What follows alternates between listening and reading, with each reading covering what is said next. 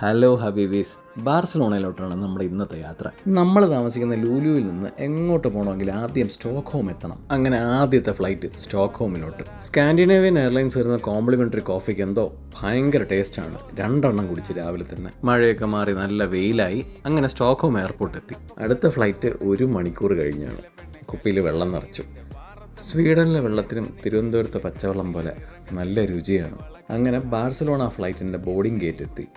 ഫ്ലൈറ്റിന് ഇനിയും സമയമുള്ളതുകൊണ്ട് ചുമ്മാ ഡ്യൂട്ടി ഫ്രീയിലേക്ക് ഇറങ്ങാൻ പോയി. ഇതെൻ്റെ ഒരു സ്ഥിരം ചടങ്ങാണ്. ഡ്യൂട്ടി ഫ്രീയിലെ സകലമാന കുപ്പിയുടെയും വില വിവരം തിരക്കൽ.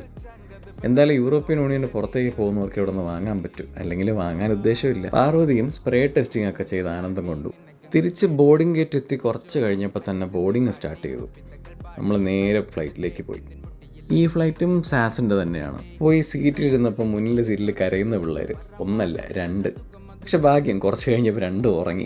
പണ്ട് പഠിച്ച സ്പെയിനിലോട്ട് പിന്നെയും പോകുന്നതുകൊണ്ടാണോ എന്തോ പാർവതി ഡോലുങ്കോ തുറന്ന് പഴയ സ്പാനിഷൊക്കെ പൊടിയൊട്ടിയെടുക്കാൻ തുടങ്ങി. അങ്ങനെ പച്ചപ്പം ഹരിതാവയും 18 ഡിഗ്രിയുള്ള സ്വീഡനിൽ നിന്ന് നേരെ പൊള്ളുന്ന സ്പെയിനിലേക്ക് ഫ്ലൈറ്റ് ടേക്ക് ഓഫ് ആയി. എത്തിയിട്ട് ബാക്കി വിശേഷങ്ങൾ.